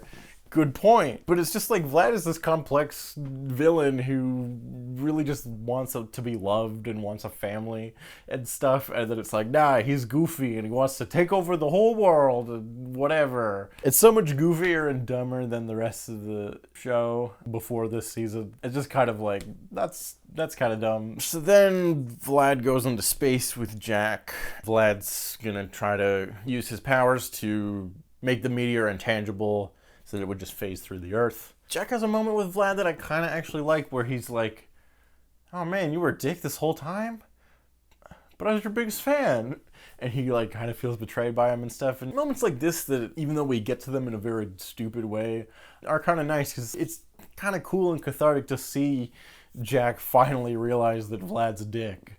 You know, like those kind of big like finale moments are kind of cool to see, even if we get to them in like a weird, dumb way. This is also essentially the plot of an Astonishing X-Men story where there's a big bullet that's going to hit the Earth, and then Kitty Pryde, who could go intangible, phases through the bullet and makes it phase straight through the Earth so that it doesn't hit it. And that's the same exact plot here, kind of. So Vlad tries to phase the ghost meteor, but it's made of some kind of ghost element, which they have a dumb name for, and I can't remember it, but I'll put it here. Asteroid composed entirely of unique anti-ghost element, ectoranium. And he can't affect it. So his plan doesn't work, and now they're back to square one. What do we do? Jack just kind of leaves Vlad out in space, which is kind of a cool moment of like, yeah, Jack, fuck him, because he sucks. And it's cool that Jack finally kind of realizes, like, yeah, fuck that guy. So now they're back to square one. What do we do? How are we gonna stop this? Well, don't worry, because Danny has a plan. His plan is to get every ghost in the ghost zone to come help them and phase the Earth so the Earth isn't tangible, so that when the ghost meteor comes, the meteor just goes straight through the Earth. The meteor might not be intangible, but the Earth would be, and then it would be safe. Why would this plan work when Vlad's plan is essentially the same thing and it failed? Because the meteor was made of ghost radium or whatever, and Vlad couldn't affect it. So why would ghosts be able to affect the Earth and how essentially the same way and have that work? I don't know. Spoilers, this plan works, but the other one didn't. Okay, so then Danny sits out in the Fenton car that can go in the ghost zone. I forget what it's called. The Spectre Speeder, I remembered. I think it's that. So Danny's going to the ghost zone to try to capture every ghost from the ghost zone and get them to help him with his plan. He comes in contact with Skulker and a bunch of his other villains. There's a cool shot in this moment somewhere around this point where we get this like big spinny shot where Danny sees like all of his ghost villains, which is really cool. Anyways, they attack Danny and they all blast him with their ghost rays, and they blast him so hard that the rays go all the way into his DNA and he gets his ghost powers back. Even though, as far as we know, that's not how the ghost rays work. It just kind of is some kind of energy blast. But here it gives Danny his powers back. Now, maybe there's some bullshit about he already had the powers dormant within his DNA somewhere, and so being exposed to this much ghost energy just reignited the power that was already kind of inside of him a little bit. They don't attempt to explain any of it. They just shoot him with a bunch of lasers, and then they zoom in on his DNA, and he has his powers again, because he needs to have his powers so the rest of the episode could happen. So then Danny manages to convince all of the ghosts, mostly just Skulker, because he's the one that we see the most often, to help him, because the ghost zone and the regular world are dimensionally connected, so if one of them explodes, the other one will go as well. They did actually set this up in an earlier episode, which, other than that one plot point, is kind of redundant. It's the one where Danny's family becomes rich and the guys in white try to explode the ghost zone. That plot point kind of comes back here. And so the ghosts have reluctantly agreed to help Danny because the regular world goes and the ghost zone also goes. Although that one's kind of weird because in the other one, they were going to blow up the ghost zone, which is a dimension of some kind. And they said, oh, if that dimension goes, then it'll disrupt the regular dimension that we're from. Sure. But if the planet Earth goes, the ghost zone goes? Is that how that works? Because, like, there's other planets that are exploding all the time in our dimension. But it's just, like, irrelevant to us. But the ghost zone is specifically tied to Earth. It doesn't matter, and it's just to get the ghosts to help. It doesn't matter. It's stupid nonsense. It's a dumb cartoon, and that's this episode. It's dumb. So all the ghosts are now going to help Danny, which is kind of cool in a couple shots. But then in most of the shots, we just see Skulker and a bunch of faceless ghosts, and it's like you drew them all in that one cool shot, but only some of the time in the other shots that's less cool.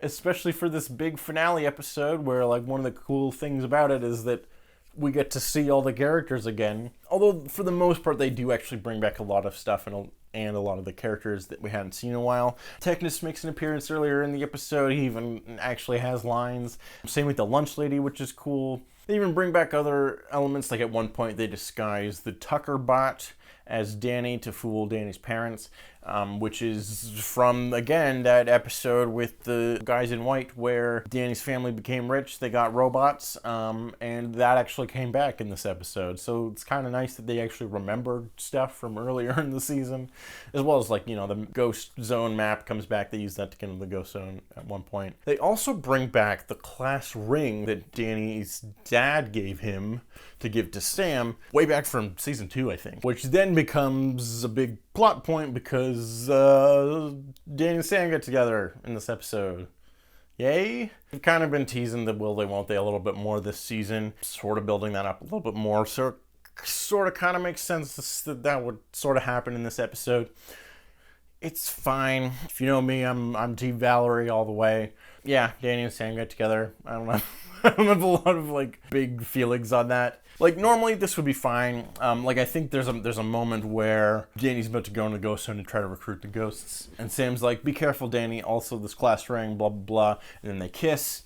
I think that moment's fine. It's also kind of fun. They get, like, this big, spinny camera shot that doesn't quite make sense if you break down the layers of what's moving, but don't think about it too hard. It's kind of cool. It's more kind of at the end of the episode where they sort of establish that, like, they're together now. End of show. That's, like, a little bit frustrating. Most of the time it's fine to end your show with, like, the will they won't they couple getting together. Kim Possible sort of does that, except not really, because Ron and Kim were together for, like, a whole season. Just sort of the finality of the way they do it is kind of like to me. Would Danny and Sam get together at some point? Yes, probably. But I'm not confident that they necessarily have enough in common to, like, stay together forever, especially since they're only 14. The Jello Apocalypse video kind of put it best. Danny and Tam secretly have feelings for one another because they're protagonists. Hey, it's a good thing they don't have chemistry class together or they'd be failing. So Danny and all the characters and all the ghosts from the Ghost Zone get together. They put all these wires around the entire Earth, which apparently helps them make it intangible somehow. And then all the ghosts from every ghost ever from the Ghost Zone gets together on this big pole that has all the wires attached to it, and they use their energy to phase that, which connects to the entire Earth, which phases the whole Earth and makes it intangible. The meteor passes through it. The day is saved, and they did it. Everyone did it. Good work. Ghosts all kind of go back to the Ghost Zone. Then Danny has this moment with his parents, which I mostly like. During the big climactic final moments, Danny's parents kind of put it together that Danny Phantom is their son. And so Danny reveals his identity to his family, and they have kind of a nice moment of, like, of course we love you, and sorry we didn't notice before, kind of thing. It's sort of like what we saw in an earlier episode with the Infinity Gauntlet and Freak Show, where we saw what it would be like if Danny got his identity revealed a little bit. It's kind of like that moment, but I do like the idea of Danny's family figuring it out in the finale. I think that's a cool moment and a cool idea. But what's weird to me about this moment is that not only does he reveal his identity to his family, who had already kind of figured it out at that point, but also to everyone, just everyone, the whole world, I guess. Everyone else that was just kind of around, also he revealed his identity to them too, for reasons. I guess he knew the show was ending because now everyone just knows who he is. Look, Valerie's there in her brief cameo. Yeah, Valerie's kind of in this episode. She has, like, a couple really brief moments. She has no lines. You think she would, since she's a main important character of the series. And they did remember to draw her.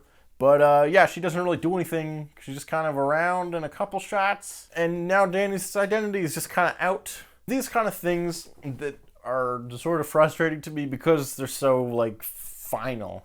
Which is the point. It's the end of the show. Danny's identity is revealed. Vlad's identity is also revealed, and he's defeated basically for good. I mean, he's in space. He could theoretically come back, but, like, Probably won't. Danny and Sam are now together. Will they be together forever? Yes. According to us, the show. Danny's family knows, and so does everyone else.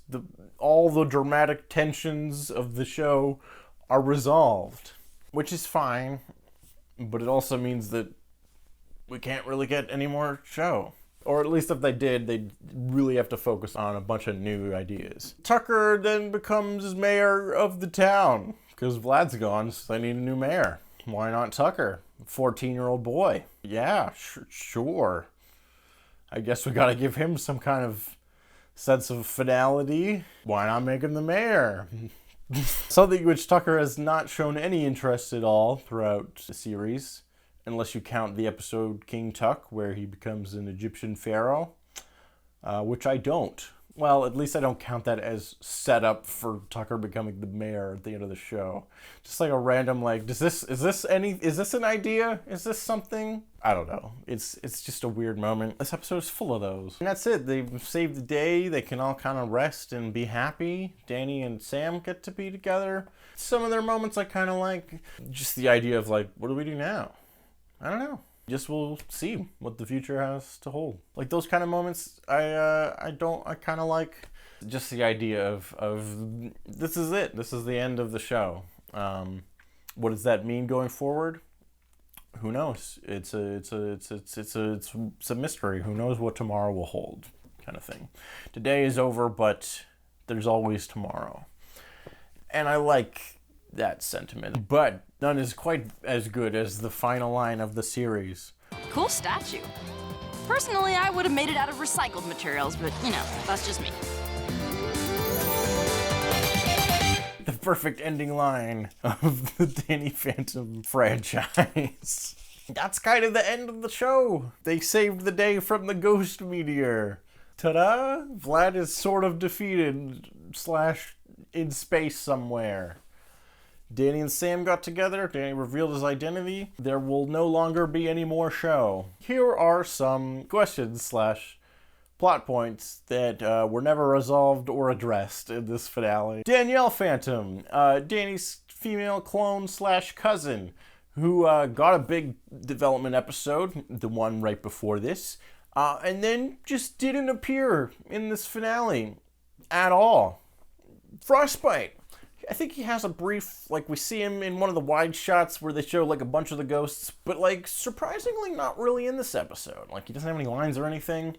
You'd think he might show up in this one, since he's been kind of a mentor figure for Danny a little bit this season, at least in a couple episodes. You'd think in the big epic finale episode, that might be something that they bring back. He also had a whole thing where the Yeti ghosts had prophesized that Danny was, like, the savior of the ghost zone or whatever, which I think they said was because he defeated the Ghost King, but also now would be the time to bring it up, the time that Danny kind of saves the entire planet from getting destroyed from a ghost meteor. Evil Danny from the future that's time displaced in the ghost zone somewhere. Remember that? I do. Never came up again. Oh well. Valerie.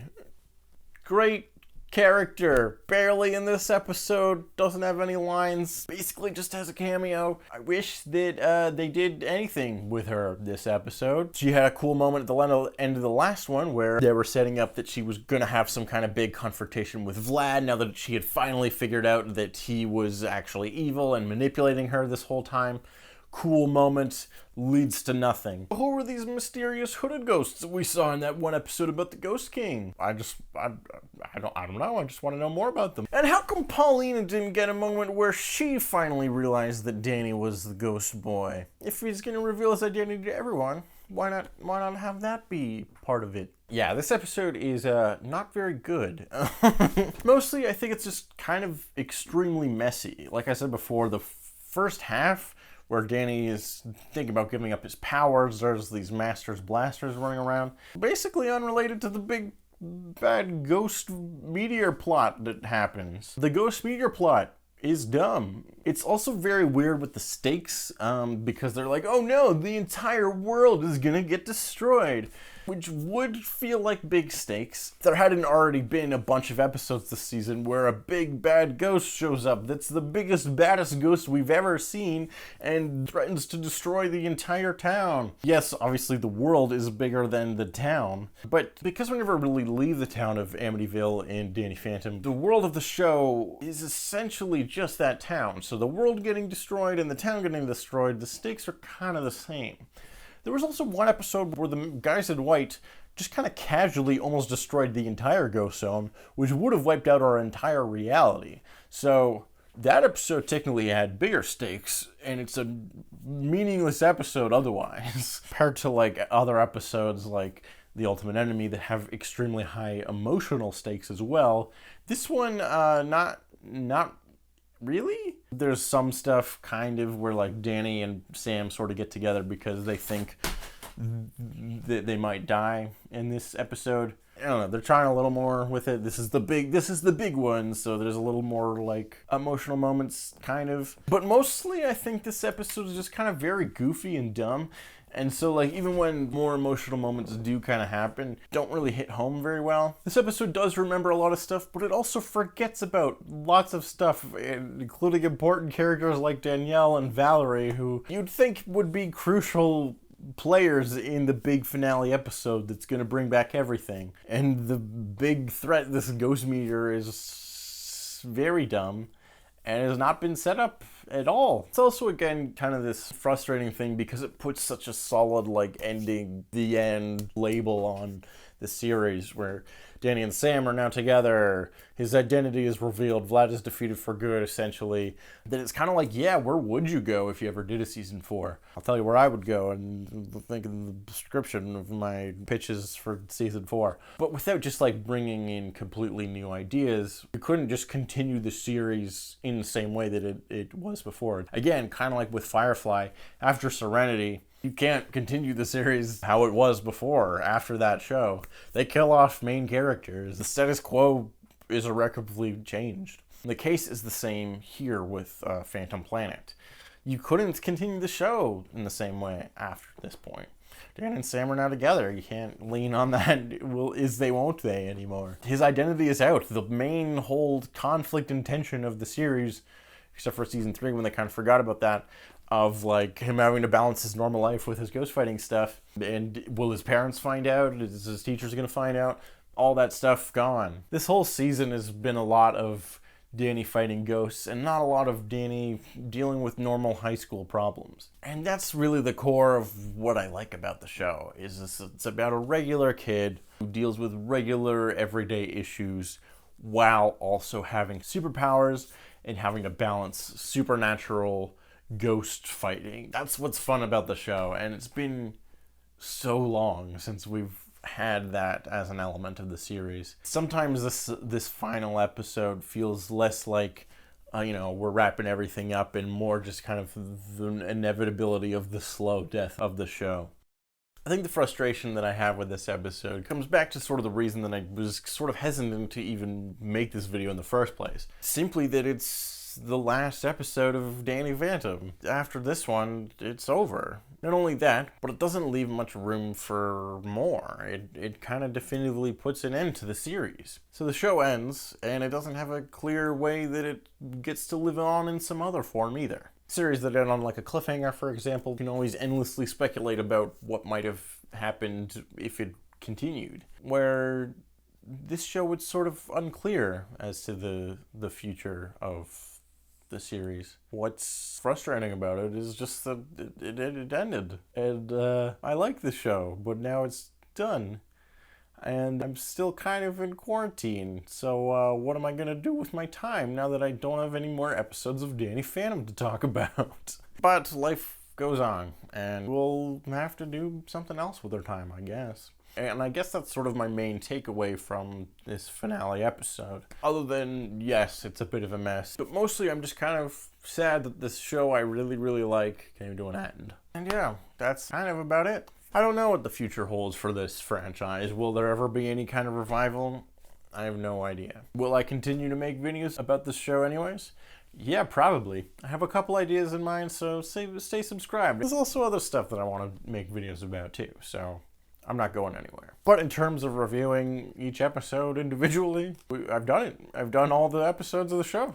So that brings us to a close. I guess all I can do is leave you with some words of wisdom. And so I will leave you with this. Cool statue. Personally, I would have made it out of recycled material. But hey, that's just me.